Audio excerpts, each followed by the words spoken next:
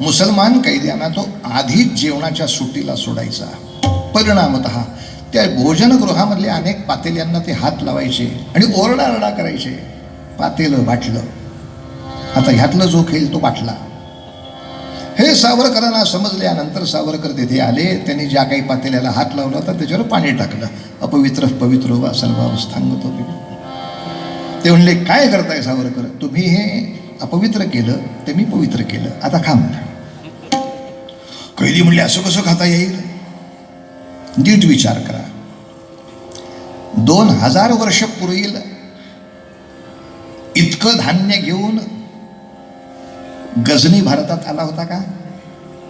नाही आला.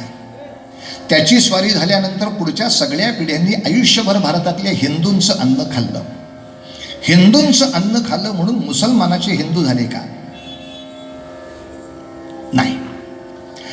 पोर्तुगीज आणि इंग्रज त्यांनी आपल्या मुंबईला गोव्याला पाय लावला. त्यांनी तिथल्या देवस्थानांची उत्पन्न खाल्ली. हिंदूंचं अन्न खाल्ल्यानंतर ख्रिश्चनाचे हिंदू झाले का? नाही.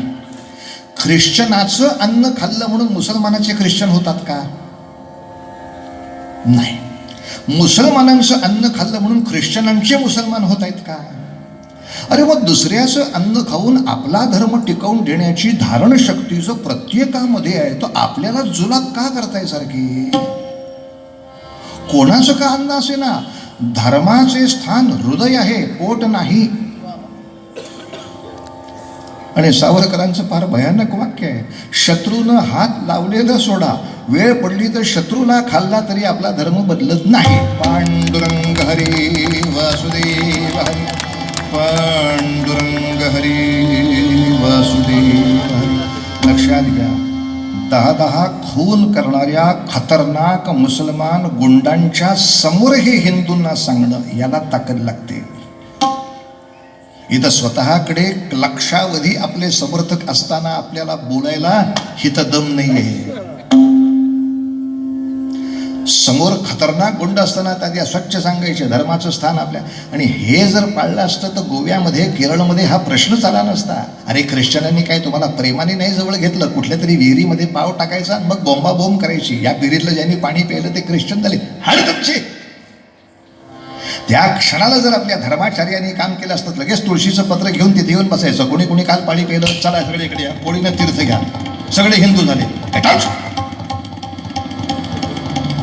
आपणच आपल्या हाताने झोलाब झाल्यासारखी आपली माणसं सुख टाकून द्यायची, परत यायला नाकारायचं. शिवाजी राजे काही वेडे नव्हते बजाजी निंबाळकरचं धर्मांतर करून घ्यायला.